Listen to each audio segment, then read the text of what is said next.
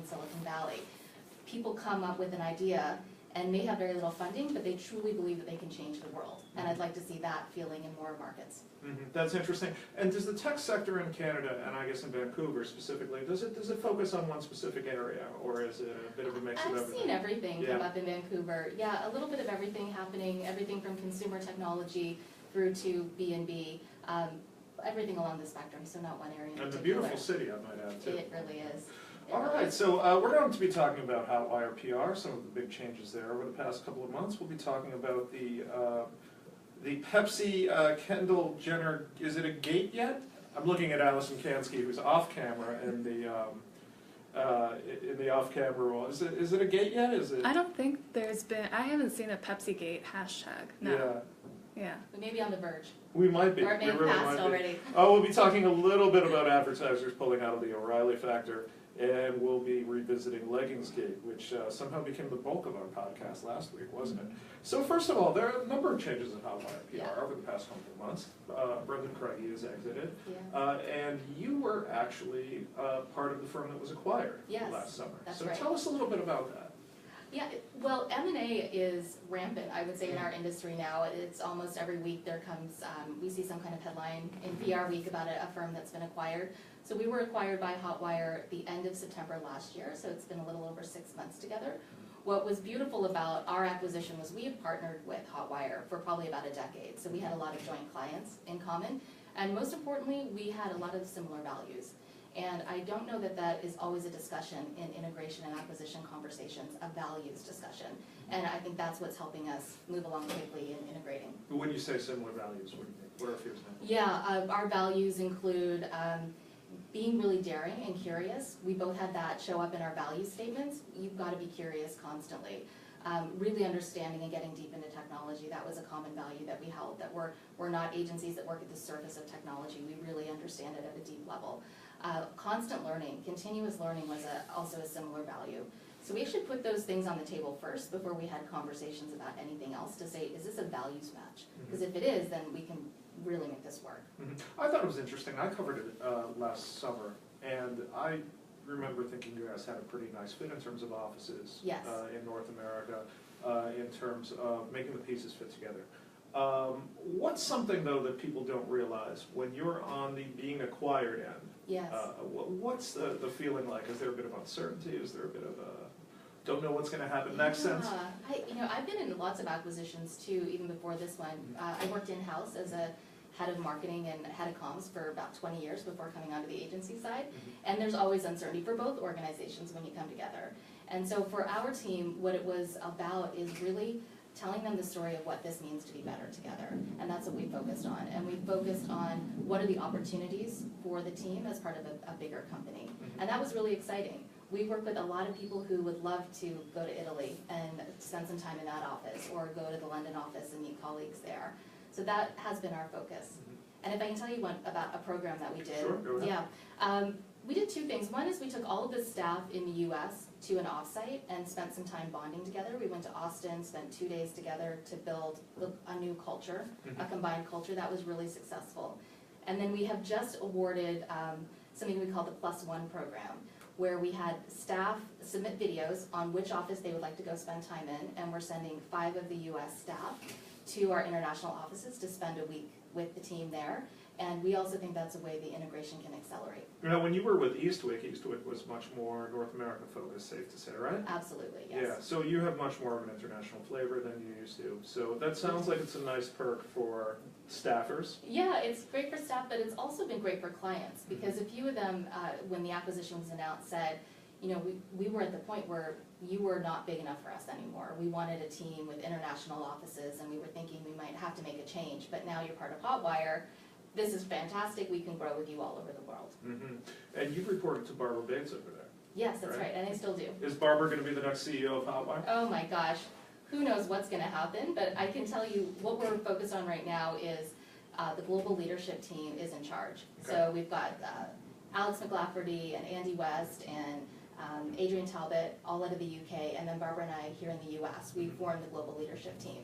So for us, it's been pretty seamless, even with Brendan's departure. We've been running the business, we continue to run the business, and we'll continue to do so. When do you expect to have a new CEO in place? I don't have a timeline. Okay. I know that our parent company, Anero, is searching, Okay. and that they'll let us know when they're ready to announce. All right. Yeah. All right. So you have roots in Silicon Valley, and of course the big Silicon Valley buzzy story right now, really for the past 2 months, is Uber. Yes. What's your perspective on the Uber mess, if we can call it like that, in general? And that's what it is. Yes. For the past few months. I mean, you have a situation where a former engineer, who was a woman, saying that she was sexually harassed pretty routinely, at work, that she had colleagues who were as well, and that she took it to HR, and HR did nothing about it. Is this a tale that you hear a lot in the Valley, unfortunately, or is it a very Uber-specific mess? I don't think it isn't. I mean, Uber has exasperated the conversation or blown up the conversation, which I actually think is a good thing, that it's come out. It's not isolated to Uber, is what I hear. And I was in-house in technology companies for 20 years and was a firsthand, part of seeing how women are treated and dealt with and managed in organizations and technology-driven organizations. And it feels like there has been this swell of conversation around it over the past 18 months that's going to continue, and that's a very positive sign. What we do at Hotwire, because we think it is such an important conversation, is we work with organizations like the Anita Borg Institute. Okay. And what do they do for people that might not be familiar? Yeah, they are a group that is a nonprofit, and they work with women in technical roles, so mostly engineers, women. And then they have programs for them, but they also connect with big companies, and they'll ask big companies to work on how do we change our ratio of women in management positions with technical background. So they're very active in trying to change the dynamic and ratio, and we support them and we work with them all the time. So conversation. What do companies have to do in and of themselves to make sure that something like this doesn't happen? Let's say you're talking about a company that has a less bureaucratic culture than Uber, but what do they have to do to make sure this isn't an issue? I always wonder in situations where the communications person is in that management structure, because if you've got a team that has a high value on communication strategy, you'll have someone at the table who can offer perspective on what's the outside perception of this organization. And so I think if communications professionals can increase their relevance with a CEO, that can be one step, because they can offer another opinion. Here's our perception, and here's the damage that can happen if the perception is a reality for us. Okay. What else is happening in the Valley that maybe people in New York or Chicago or London don't quite realize is happening in the marketing and PR world out there? Oh, that they may not realize is happening. It is different What's every buzzing? day. Yeah. It is different every day there. What is one thing we've seen is there have been many media outlets who've set up little innovation centers in Silicon Valley. That has been really interesting for us. No, you said to media see. outlets. Yeah, Okay. actually media outlets, and they've taken space in different parts of the city, and they're doing live casting from small locations. Fusion is one of them that I can think of. They're really interesting, and they're this hybrid media outlet. They do some live broadcasts, they do digital work as well. But the media that are very interested in Silicon Valley, like, they continue to show up, they continue to want to innovate how they tell their stories. So for communications professionals, I would take a look at what are media doing in the Valley and what kind of reporting are they doing from the Valley to see how they can connect into trends. Fusion is interesting, of course, too, because now they have the old Gawker sites on board as well. Yes, that's right. You know, it's interesting that you said that, because when I think of the media industry at large, sometimes we're not as quick to innovate as many other industries are. We tend to be kind of traditionalist in a lot of ways. So did that surprise you at all? Did it open, did it raise your eyebrows a bit? It does. I mean, you see all of this reporting about the decline of the media landscape and how tough it is for newspapers today, and actually in print, and I love print, I never want it to go away. But you also see a ton of innovation happening, and that's what I get excited about, is the media landscape might be changing, but I think it's going to be better. And if they're looking at Silicon Valley for inspiration, and media are showing up in Silicon Valley in different ways, and trying to take some of the traits of the entrepreneurialism in that area and bring it into their own business, that's pretty cool.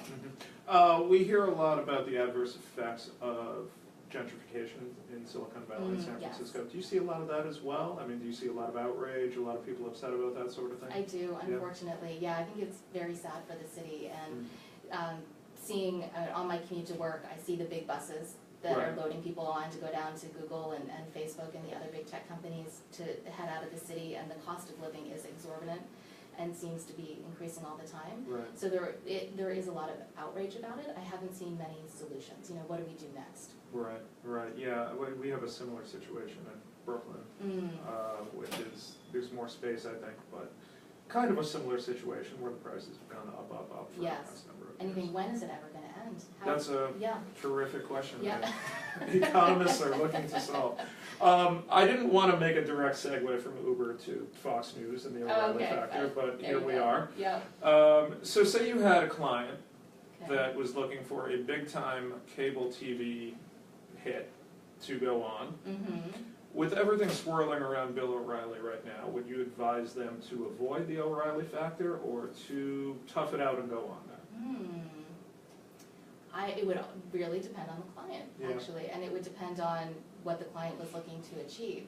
Mm. What I notice about O'Reilly though, and all the stories we're gonna talk about today, is I think brands have more pressure on them than ever before. I mean, don't you? Yeah. Like, to be a brand today and try to make decisions about your message and your marketing and where you're gonna show up it's really dicey waters out there. Well, BuzzFeed had a good article on it. It was either last night or this morning, in which an expert told them what's interesting about this scenario is that most of the time there are third-party organizations that are putting pressure on advertisers to withdraw their spots. Yes. In this case, they did it all themselves. So that's, I think, an interesting case study about this. But It sorry, I is, interrupted you. Go No, on. you didn't at all. And that is an evolution where brands are acting, I notice they're acting more quickly than before when something's wrong. They will withdraw their budgets and they'll make an impact right away. And they're feeling, I see this, and we talk to clients about it, more responsibility to their stakeholders Okay. than ever before. Okay. Interesting with the O'Reilly advertisers. These aren't just brands that target women specifically. Right. It's a wide array of companies. You know, Advil is one of them, for Mhm. instance. What do you expect to happen next? Oh. Do you think he's going to make it? Do you think he's going to be off the air soon? Oh, that's a good question. I think. I think if there's an acceleration of brands away from him, even though his viewership is up, I read It is today up, yeah. somewhere, I think that they will have to table him for a bit, Okay. pull him back even for a bit. Interesting. We Yeah. will revisit Maybe a this. sabbatical. He Yes. needs a sabbatical. A sabbatical in quotes. Yeah, as they exactly. say. Yes. All right, let's move on to another crisis All this right. week. What are your thoughts on the Pepsi ad for Kendall Jenner? Where to start, right? What are your thoughts? Where to start, indeed. You know, again, I wonder where the communications person was. Did they let a communications person in the room That's the great question. when that Yeah. campaign was being presented? Because it shows to me there is a lack of perspective when these plans are being put together. Right.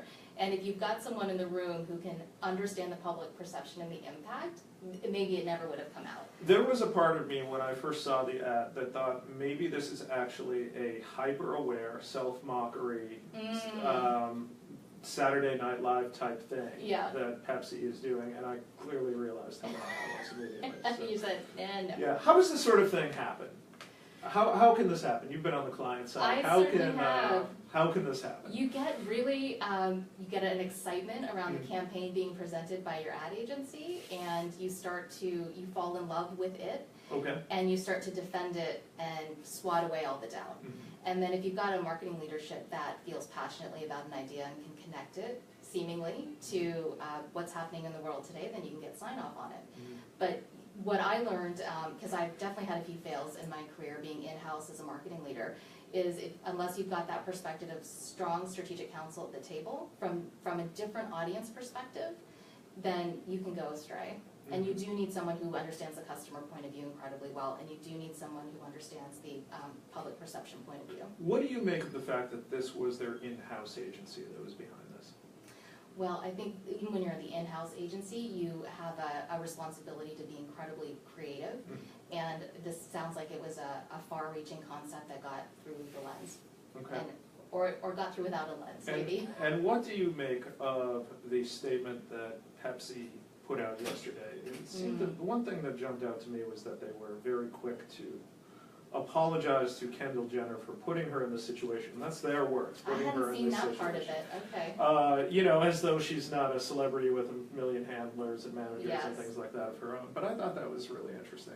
The PR Council has the same point of view that you do, I think, which is that where was the PR person in this? Where was the person who could provide context and say, guys, this really isn't the best idea? Yeah, You know? or at least scenario play. What I find is there's not enough scenario playing as these ideas come together. Right. If this, then this.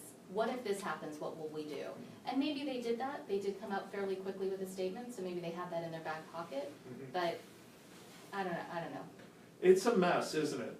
If you're Pepsi, what do you do next? Pepsi, what do I do next? I would move on. Yeah. They clearly stated that they apologized. They stated they were tone deaf with this, and I think they need to move on and they need to get really strong counsel for whatever next campaign they run. Do you think this has any sort of impact on their bottom line? Probably short term it does. Short term? Yeah, short term it would. Yeah, I think if they can get it right the next time, then people will be forgiving Okay. and return to that brand. Interesting. Okay. Let's talk a little bit about Leggingsgate, because it's something of a story that is very, very slowly dying, but not really. What did you make of that whole situation? You know, I didn't really pay much attention to it Yeah. in the beginning. I heard a little bit. Well, let me ask you, you're Yeah. somebody who travels a lot, right? All the time. And probably across country and long flights. Yes. And when you go on a plane, I'm guessing you like to be comfortable, like Yes. every other human being on earth, right? Yeah. So, were you surprised that this sort of thing is a rule, or are you intimately familiar with the airline rules and how they address? Well, I'm not, but it made Yeah. me think twice about But what now to you wear. are, I yeah. fly Delta though, so Okay. I love Delta. I think there's so many layers to this. One is it's really about the authenticity of the brand itself, and I can imagine the gate agent having that conversation. I mean, can't you, Frank, thinking about knowing United and how they operate and kind of picturing this whole thing going down? Is that it sort of feels like that's authentic to their brand, and maybe they need to take a look at their brand and how they need their brand to evolve. Were you surprised at how quickly this swirled from being like a minor social media thing to just That was really rolling incredible. crazy? Yeah, that was super.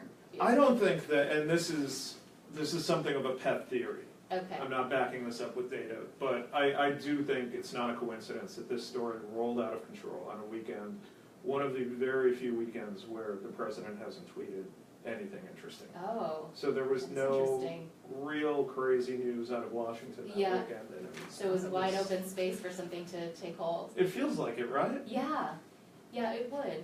And I think there's just so many issues around women right now, women's issues. There's issues around inclusion Okay. and diversity at all kinds of levels. And so the national consciousness around topics like this I think is ripe to take hold of. Something like this comes out, it's on topic for what people are thinking about today, and then it goes viral. Well, since you brought up women's issues, Yes. what are your thoughts on Fearless Girl, the statue? Should it stay? Should it stay for a little bit? Yes, Should it should definitely stay for a little bit. Okay. Yeah, it's almost like we have to swing the pendulum really far, I think, on topics related to women and leadership, and I don't like the word empowerment, but I think it really is about leadership and equality. For us to get into a middle ground in a place where this is just how we live in this country with equality. Okay. Do you think that people might be a little bit too cynical if they look at the Fearless Girl statue and say, well, you know, it's part of the campaign, it's not authentic, quote unquote? Oh, I think so. Yeah. I mean, the look on her face, the way she stands, it's hope. Okay. And it's boldness, and I don't know. If you're cynical about that, I think you got other problems. Okay, listeners, we will leave you on that note. Again, this is Heather Kernahan from Hotwire PR. Thanks again for joining us. It was fun, thank you. And we'll see you next week on the PR Week.